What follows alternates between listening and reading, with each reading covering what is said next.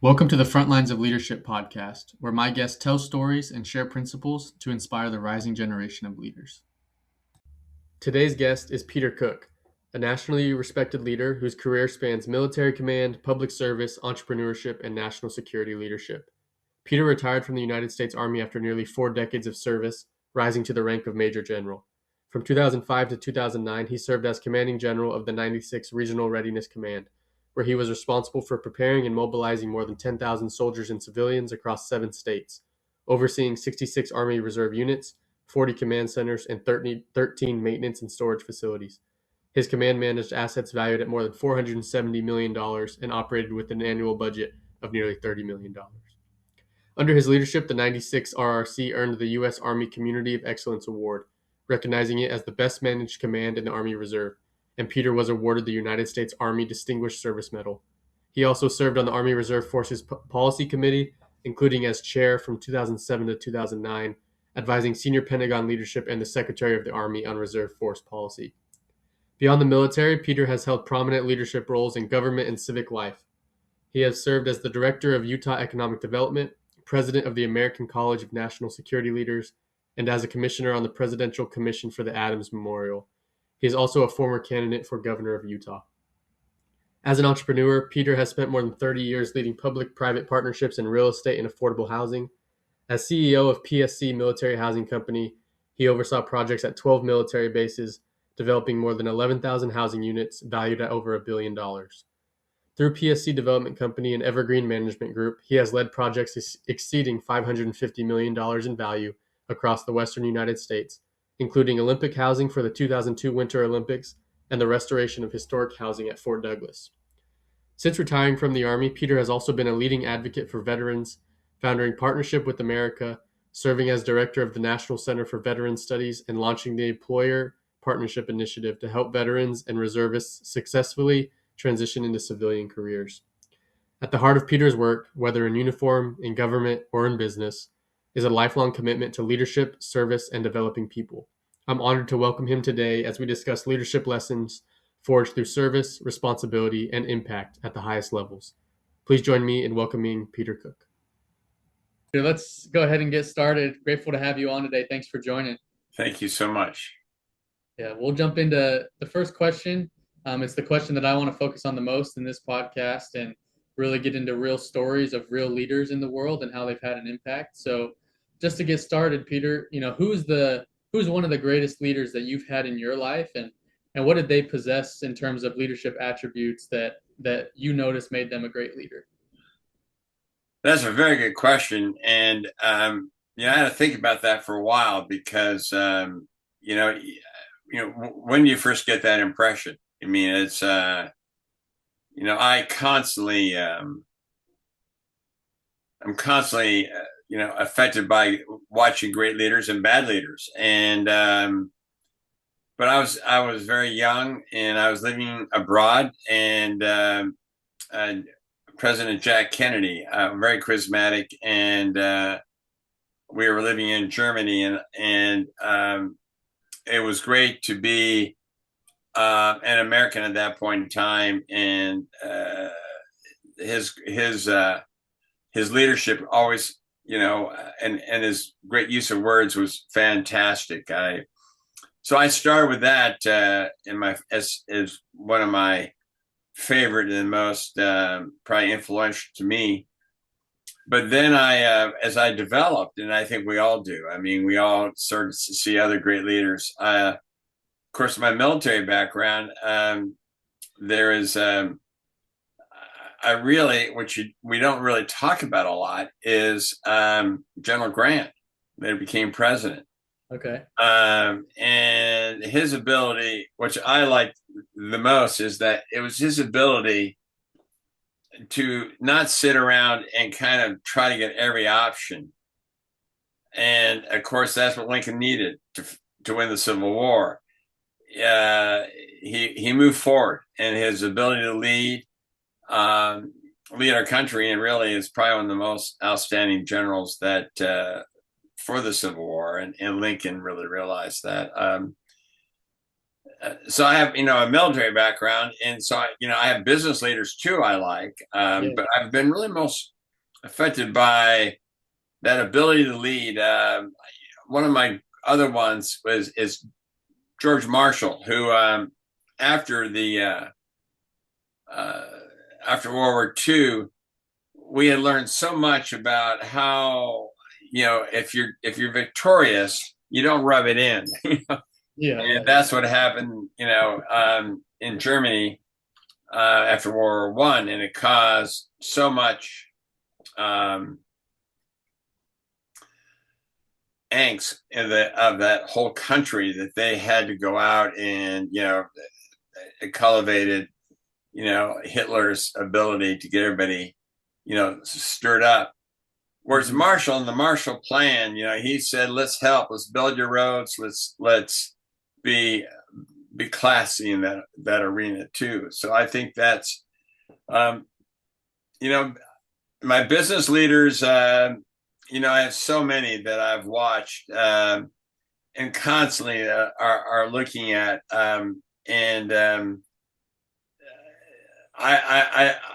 what I like most about those is if I'm in a particular specific time in my life where I'm trying to figure out how to do something, I look at how a company solved the problem. I mean, I was very interested in how Southwest got its origins, and how a person that was actually fixing the airplane was also looking at the Wall Street Journal because they fell apart of the stock of the Yeah. actual airline. So there are so many of those that I'm constantly reading about that.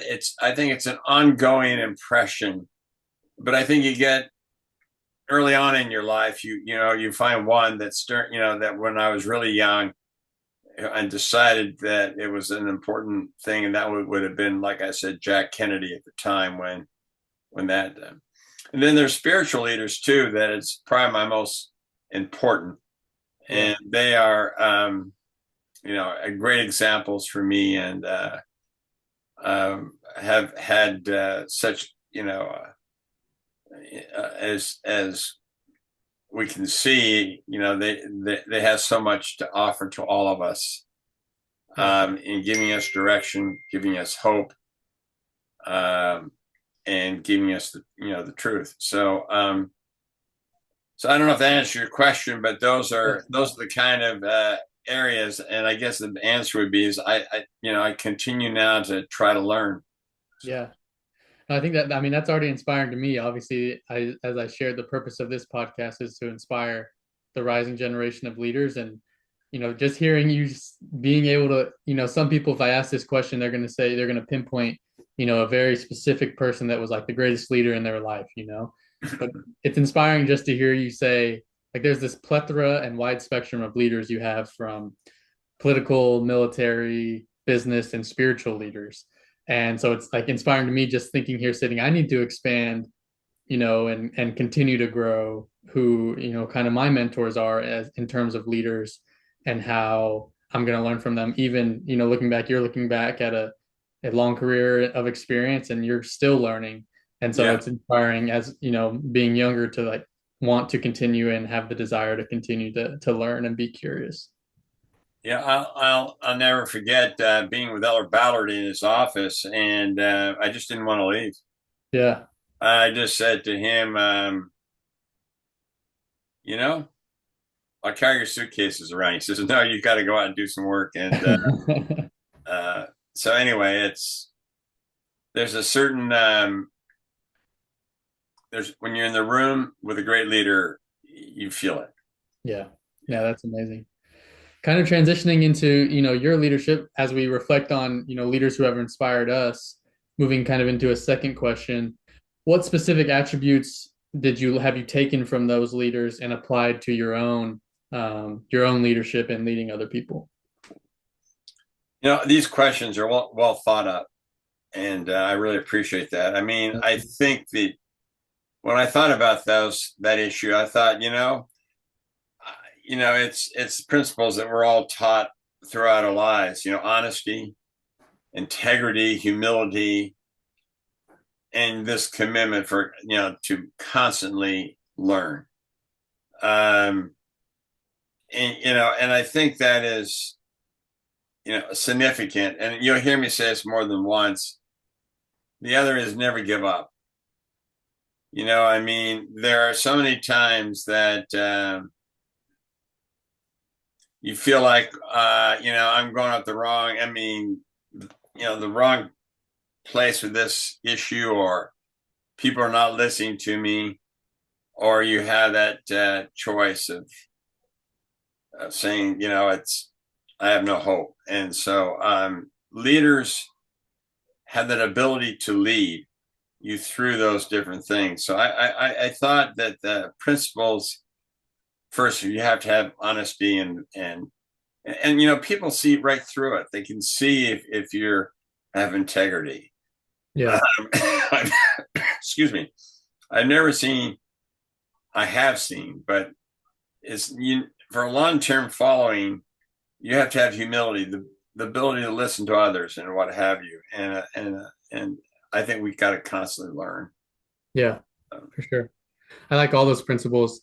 If you don't mind, can we go back to one? I think it was General Grant. You mentioned the principle of, not just sitting around and constantly thinking about all the options, but making a decision and moving forward quickly. As I've, I work for a software company. I'm also starting a business, running this podcast.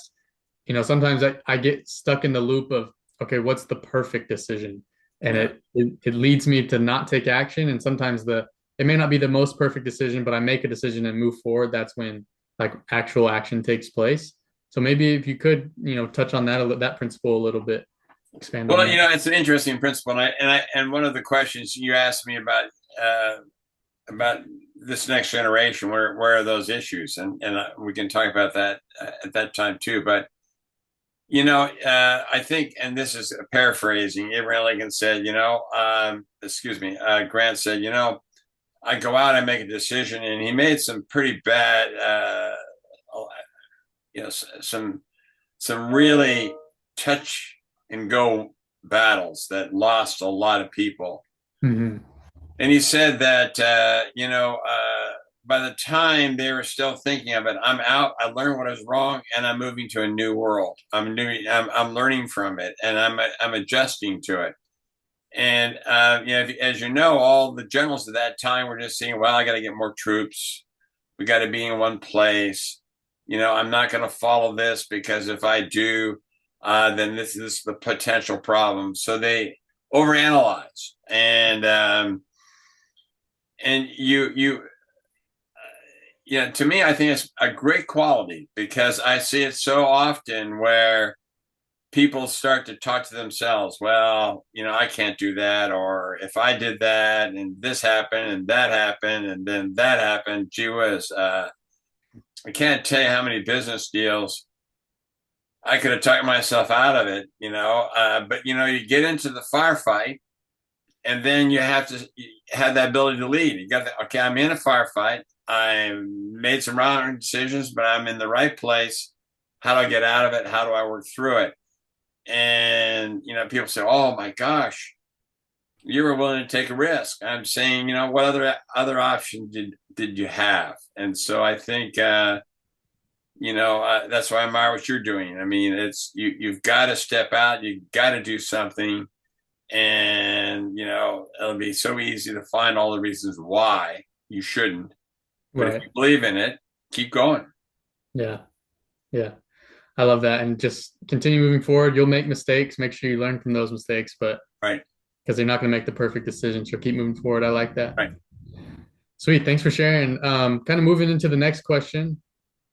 Again, trying to focus on inspiring, the young generation, rising generation of leaders. There's going to be a lot of people, that are my age that may not be in a leadership position per se, or, be managing people. And this kind of goes, number 3 and 9 kind of go together in terms of a formal leadership role. But when in your life did you realize leadership is less about position and more about the influence that you have on people. Well, that's a good question also, and I'll say that for every question because I honestly believe you thought through these. Thank you. Um, I went back and said, where did I learn that? And I think I learned in the Boy Scouts. Okay. I think I learned that uh, the worst thing you could do, and I've seen this so often, is feel like you're entitled. But I learned in the Boy Scouts that I had to show a skill set.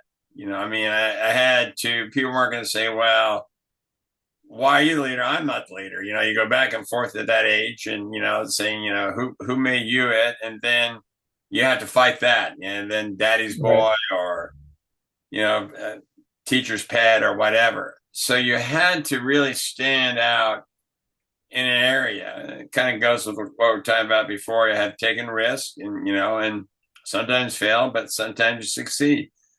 So I also learned that title doesn't really mean anything.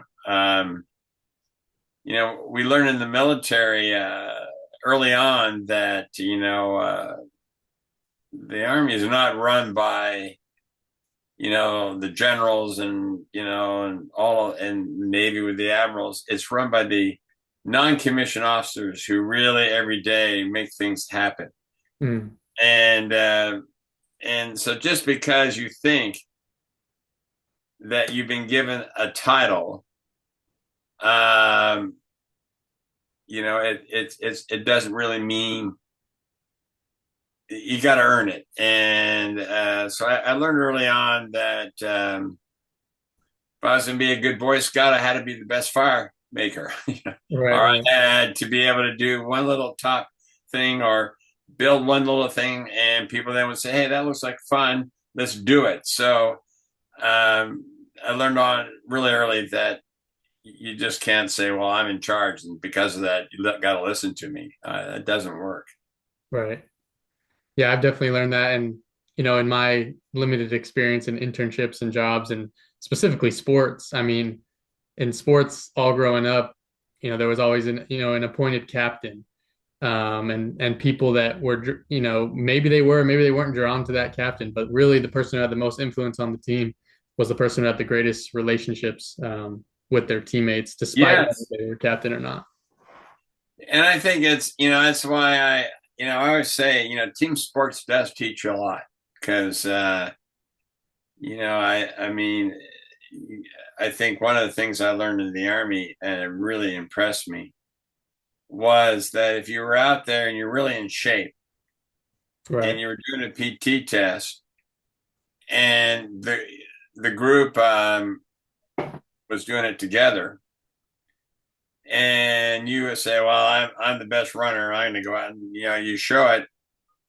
Uh, the I'll never forget the situation where I was just running really well and I was way ahead of the group, and the NCO said, "Go back and start over again." And what the point is, you're no good until the whole team gets across. Yeah.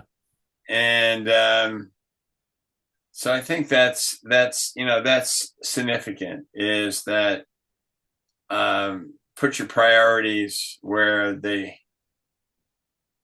and people see that where you care about the people that you're trying to lead or trying to get you in the direction you want to go as a group.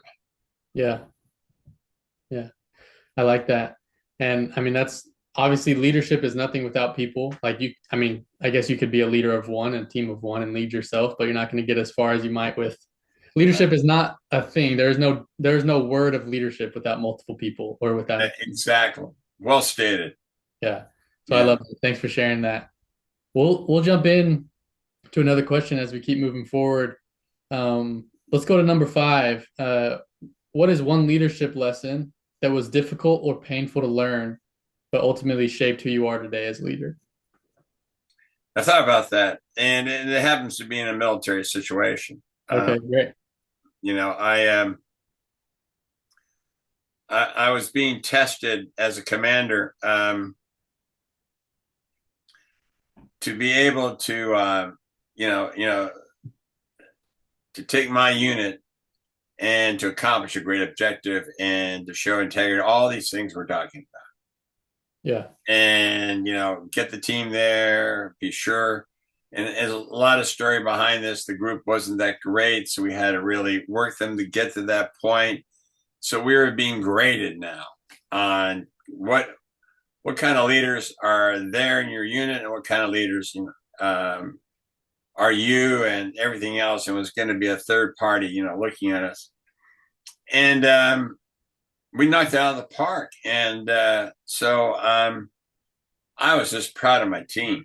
I was just so excited. And so it was a interesting situation. So me and my sergeant major got into a helicopter to take us down to the center of the command, that where these things were happening. And they were giving briefs, what did you accomplish, Cook, and what did you accomplish, so on and so forth, and I was just bragging. I was just, hey man, I just knocked out of the park. We're all ready to go. And Yeah. I was just really showing off. And the gentleman that was leading the group, saying, because I pointed, I said, I think the biggest problem we've got is in the headquarters, because we're getting stuff up to you and we're not processing it, which is kind of a tough thing to say in the first place, because that's the guy that's in charge of all of these different units. And he said, that's a good point. And I agree that we're not doing that as well as we should have. And I appreciate your flank out there getting what we need as far as supplies and support and all that. You've done a great job. And I have a lot more to work on my end. So thank you for bringing that up. So we get back in the chopper, and, sergeant majors are, salty, tough guys, so Right. I'm sitting there in this chopper, and it's Huey, and I said, hey boy, Sergeant Major, did we show them, man? We were it's great. And he said, that gentleman that kind of the commander there that sat down and told you, he could do better and all that and so on and so forth. He's one of the best leaders we have in the Army. He has a whole bunch of honors and distinctions, and I was humbled. Yeah. I mean, for him to admit that he was wrong or that he needed improvement and thanked me for my input. He could have come back, well, you're saying that, but, I got this piece and you're not doing this and you're not doing that. And we could have had a little bit of an argument. And I was a little bit out of control as a young officer. Who in the heck do you think you are? And that probably changed me. When I find out I made a mistake, I say I've made it, and I own up to it. Yeah. And it was hard, because I wanted, I needed this good grading from this operation. We did get it, but that wasn't the grade I really took away from it all. It was the grade that,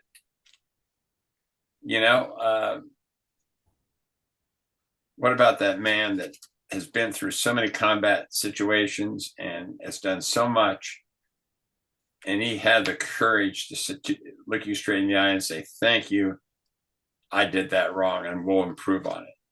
Yeah. Man, I've used that over and over and over and over and over and over again. I mean, to me, that was everlasting in my heart and my leadership. That's inspiring. Yeah. Like, the phrase you just used is he had the courage to be humble, essentially. A lot of times when you say someone has the courage to do something, it's the very honorable, brave, somewhat dangerous thing. But it really does take courage. This was the leader, y'all's leader. You guys were both leaders of, your teams, and then he was your leader, and he had the courage to be humble. And so I really Yeah. like that. And that's Yeah. I amazing. mean, how many times you see people that say, who in the world do you think you are telling me what to do? Right, exactly. Look at my resume. Look at all, you didn't need to do that. Hmm. And he got more respect out of the meeting than I did. Right. And he got, and, but I was young. I was a young officer. And Sergeant Major just looked at me like, you Yeah. sucker. You Yeah. should have known better. Who in the heck did you think you were? Well, this transitions well. You're saying you're a young officer, learning things, making mistakes, learning from your leaders. Number 8 you'll see says, what do you see young leaders doing today or doing well today? And what do they tend to struggle most? You just shared an experience where you were a young leader, you learned something. What are you seeing now as your experience and have years and years of leadership experience? What are you seeing that the young people are doing well, and then also what we might tend to struggle with and could work on as leaders? It's good. That's a great question again. And I apologize for every question saying it's a great question because it is, because it made me Thank you. think. Um, you know, um, Today there are so many things to help us make a decision. I mean, it's hard for me to even believe, that I used to use a map. I mean, And I don't even know how. yeah. I mean, it's now you can get all this data. It comes in quick. It comes in. You can almost probably have AI make the decision for you. Mhm. Um, so people feel uncomfortable without putting their gut into it and making their own decision. And I see that young people are very good at collecting data. This, got that, and if we did this or that, it takes away, and going back to the analogy of a map, you used to leave your house and you have to figure out, I remember that there's that pine tree. I got to turn there or what have you. I mean, there are things that you learn that were in, I imagine some person understanding this would call that some kind of perception. Right. Um, it was interesting. One of my kids and I were talking and saying, with the storm that we just had, how about if I lose all my electronics? I don't know how to get home. Right. And so I think we depend upon too much electronics, too Okay. much of the having somebody else make our decisions. And we find ourselves, like anything else, really kind of losing that ability to really understand the environment and a lot of other things. I mean, the map thing again goes into a lot of different perspectives because you wouldn't know, there's a big traffic jam, so you'd be there sitting there, but you would also learn a lot by going through that. Mm. And today we get frustrated if we get into a traffic jam is why did my Waze tell me to move somewhere else or do something else? And so I think that there will be times when you can't count on electronics. You can't count on somebody else making the decision. And so it's taken away, I think, this generation a little bit of that ability to lead in a way of not having everything that you need in front of you. Gut calls. My gut tells me this, or my gut tells me that. Well, I can't prove it. And even I watch these football games today. I mean, I'm keep on seeing them all there up there. Yeah. It's everything is, plays that has already been programmed out. Hmm. And they have to make a decision, but it's not like the old days where I don't I got to go through this. They're on the 10th yard and they've got this and this and that, so they should do this, like they say AI. And so I think that we're getting sloppy in some of the skill sets that we need to work on, and that is that ability to really lead by slowing down and looking at the environment, feeling the situation. And that's one thing I think we learn in the military a lot, and also in business, is that you got to look at the situation. I mean, and every time you think you're in one, it changes. So it's kind of complicated. Yeah, and it's interesting you say that. I use AI in every sense of the word for my work. We implement software into businesses, and that software is full of artificial intelligence agents, building things, creating things. And that technology isn't going anywhere. And so maybe, do you have insight into maybe what you think? How can we, as young people, lead effectively, understanding our environment, still having those relationships, but still using the technology, the analytics that are the good parts of it, if you will. How can we do that? And because it's not going anywhere, so how can we use it but still maintain the principles that you're discussing? Well, I think I really do think that it's a really interesting question. I don't know if I have the answer for it. Because I think that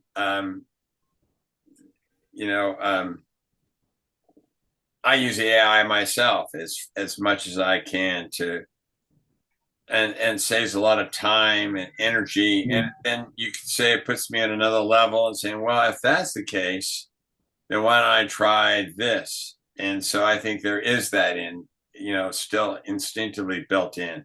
Yeah. But I don't have an answer for that. I don't know where AI is going to take us, what kind of leaders it's going to generate. Yeah. What kind of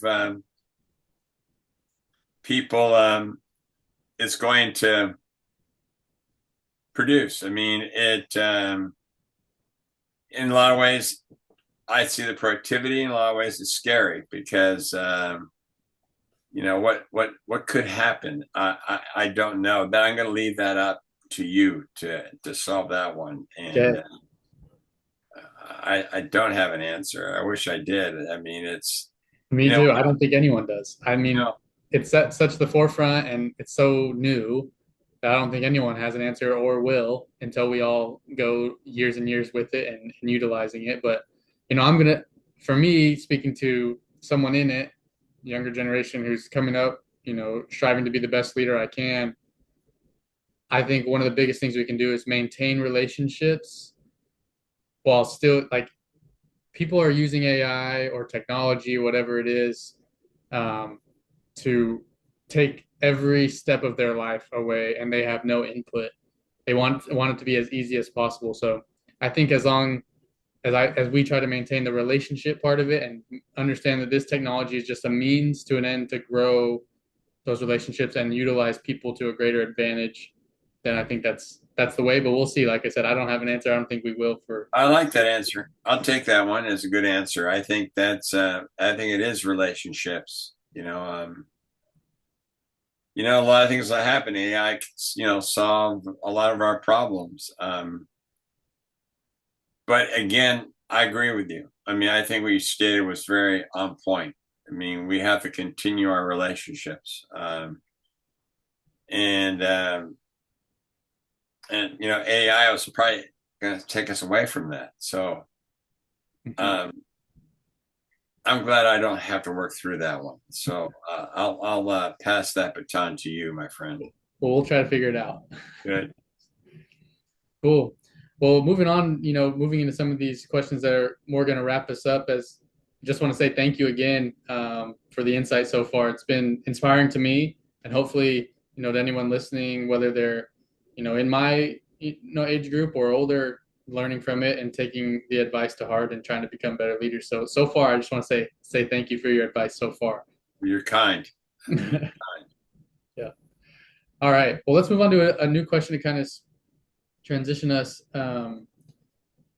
What advice for you, looking back on your years, what advice would you give to your younger self about leadership? You've given us stories about being, a young officer. You've also mentioned your experience a little bit in business. What would you say to yourself if you could go back and tell yourself something about leadership principles? Don't be so hard on yourself. I mean, we spend a lot of our time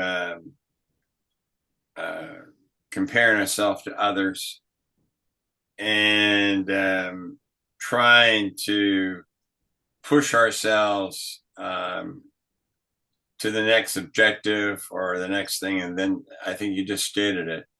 We're forgetting about our relationships, our family, and people we love, and we're driven by the next success story. What can I do? I think to be patient, and it's hard. I mean, I don't know. I mean, if you're too patient, then you don't get anything done, and if you don't have some kind of drive, you don't get anything done. But I think sometimes we're too hard on ourselves. I mean, we're it's best line I ever heard was when you start comparing yourself to others, then you just don't know them that well. And that's where I think that's the issue. And now, as the older I get, I'll never forget. I was going through college and seeing people. Gosh, that guy is going to really, really make a lot of money, do a lot of great success, and I'll never get close. Or then further down, gee whiz, how come I am where I'm at and I've done as much work as that person, and they're there and I'm here. And so what's good about old age is that you start to see where those people end up. And you only wish you could say that to my younger self. You see, I mean, your expectation of that person was going to be great and fantastic, but it wasn't. Or how about the person that you thought would never do anything and they're just knocking out of the park? Right. So I think we're hard on ourselves. We got to be very careful, because if you get too hard on yourself, you lose hope. I mean, life throws a lot at you, and sometimes we start talking to ourselves by saying we're not good enough, or we've done something wrong and we should we'll never be able to fix it, or what have you. And then we just get caught into a very, very interesting thing. And, I had the opportunity to deal with a lot of young people on a service mission. And I realized how hard they are on themselves. And I would ask them one question, all the time. Give me 5 things that you can do well, or that is good about you. And they couldn't do that. They couldn't come up with, well, I'm good at this, I'm good at that. But if I asked them to 5 things that they're bad at, boy, they could go on all day. Yeah. So I think that is optimism and hope. And I think you need to really not be hard on yourself. Yeah, I like that. And what I'm hearing is, don't be hard on yourself, remain patient, and remain hopeful. It's easy, I'm just even right now, as I'm working, starting this podcast, building a business, it's hard not to compare to the people around you, especially your age, or even, even a little bit older. Like, why are they there? Why am I here? And then being patient. And I've struggled with that. Like, why can't things happen now? Or I want to make this decision now, but I can't make a decision until the time to make a decision comes. But it's really hard to be patient. And then when you're impatient, it's like you start comparing yourself. Why is this person there? Why is this not happening? And so I really like that advice. And I'm personally taking that to heart now for my experience right now, like in my life. So thank you for sharing that. That's really Well, awesome. you're welcome. It's and it doesn't change the older you get. That so, well, let me see. How come I'm not? Yeah. You got to sit and talk to yourself and say, you're doing okay. Just Mhm. be happy. How come my house isn't as big as I wanted it to be, or how come my kids are not all doing the things I wanted them to do, or be happy, be Yeah. patient. And I'll tell you, time changes so many things, and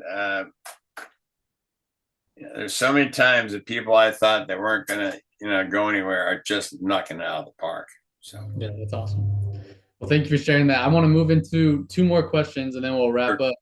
Um, First one being it's something I want this podcast also to be is real stories, real leaders, and then also like what real action can someone take to be a better leader. So we'll move into the second to last question being, what daily action could you or would you challenge a young listener to take daily or weekly to grow as a leader? you know, um, it's how you define leader.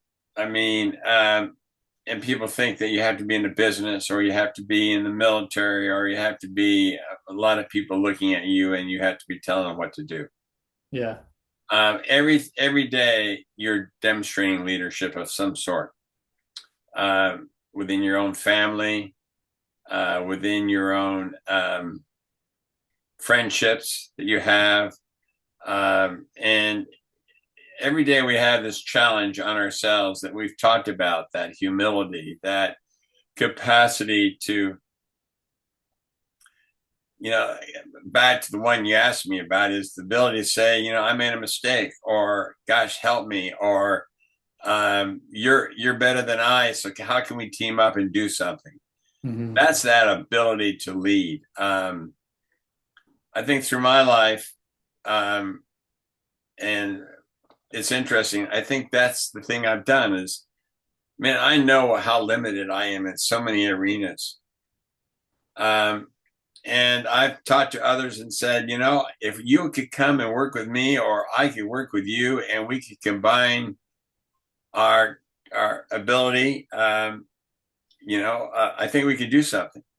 Hmm. And not think you have to do everything yourself. Or the same with your family. Or you say, I think we have this problem or this thing. I think, if we kind of compromise, we could work together. And so always finding a solution by any person you're working with, and give them the benefit of the doubt, and don't always have to be right. I mean, you don't, well, I know I'm right and you're wrong. And so leaders don't do that, because how can you lead? I mean, that means you have a lack of humility. And so I think that's, I don't know if I answered your question, but I think that's where I was coming from when I was thinking through that. Yeah. No, and I like that. When I'm thinking of that principle, I think you're sharing, I think back to school when I learned, great leaders look for ways to grow the pie. Some people, they see it as a competition between them and the other person. How can I get the most of the pie? But when you look at the people around you and you bring them together, the pie only grows and everybody gets Yes, more. So, that's uh, great. Yeah, thank you for putting that in such a succinct way. I agree with you on that one. I'll have to use that for future podcasts. So. yeah, thanks for sharing that. And now, another, part of this podcast, some people I interview will share, some will not. But the people that I know, have a faith in God and how that has played a role in their leader. I want to be able to ask them this question. So if you're comfortable with it, Sure. I just want to close with this question of how has your faith contributed to your ability to be an effective leader? And just real quick before you answer that, I'm going to interview people from all, walks of life, ages, experience, even religions, businesses. But, it is important to me to understand how leaders have, because I'm a man of faith, but also, in all these things, I want to lean on that. So that's kind of where I'm coming from asking that question. Yeah, And good point. so, yeah, if you feel comfortable, feel free to Yeah, answer how your faith has contributed. and it's interesting because you ask it with kind of a you don't want to put the person you're asking into in the situation where they say it's sometimes awkward, but it shouldn't be. Question. Mm, I mean, my faith is everything for me. I mean, it guides me. I mean, gives me hope. It gives me light. And to me, Jesus Christ was the best example of a leader, and still is, of the ability to have people that had doubt and couldn't believe what he had to offer, and then even all the disciples, and I mean, how many miracles I need to prove to you, and then still go back and do it again. So to me, it's my guiding light. It's everything we've talked about. All those things that being humble, having faith, having hope, being kind, and building teams. It's all for me in my faith. It's all a demonstration of that, and you know, I I've said it quite often. Anybody can be a Christian, or they can be a good leader, I guess, or whatever. And you brought up before, if you didn't have to deal with people, yeah, and so it basically ends up, and those principles of leadership are the fundamentals. Treating others as equals, uh, being humble, turning your cheek sometimes, even loving your enemies. I mean, even looking at people that have done bad to you and what have you, being strong enough to be able to admit you're wrong. Constant, and it's so easy to get off that track, because you start to build a day where everything goes wrong and say, heck with it all. I mean, I'm not gonna be humble. I mean, that guy was wrong and this is right, and all this. I don't know if I didn't have that continual desire to have faith, how I would be renewed in that thought process. I could easily go down and just become hardened mm, and say, if things were supposed to, if I'm doing all this right, then why haven't I got all the benefits? yeah, And that's not how it plays out. I mean, it's absolutely the other way around. You don't get all the benefits. You get the ability to have faith. That's what we have to demonstrate, is that we believe in something. And I think today a lot of people don't. I mean, they don't believe. They believe maybe in money, or they believe in success, or they believe in all these other aspects of life. But just by learning and reading and praying, you start to realize that your everything you own and everything you desire comes from your faith. yeah. I love that. Thank you for sharing that. And as I think back about the stories you've shared, from watching the humility of a commanding officer and how he was willing to be humble, and then leading young people, and it all, as I'm looking back on your answers, it's all strung together, it seems, by your faith and those principles of kind of your why, the purpose of it all. Yeah. Why even be an effective leader and build those relationships? Why try to improve your skills? Why to do any of it? And I can see that it obviously ties back to your faith. So thank you for sharing that. Well, thank you. What a great discussion. And I think your questions and your desire, and this is a great way to be able to reach out to many and to learn. And I wish you the best on this, because I think it's needed, and your questions are needed. Thank you. Because it gives everybody that it's listening to your podcast to ask these questions, because we're all facing them. Mhm. and how does it all fit? Yeah. And so I want this to be success, and I think the front lines of leadership is a great title, because leadership is nothing but the front line. Yeah. I mean, and it's anyway, it's first of all, it's good to catch up with you, and second of all, I think this is a fantastic idea. Thank you, Peter, and thanks for coming on and sharing your insight. Thank you for spending time with us on the Front Lines of Leadership podcast. Leadership isn't about the position you hold, it's about the responsibility you accept and the people you serve. Take a moment to reflect on one principle from today's conversation that you can apply immediately, at work, at home, or in your community.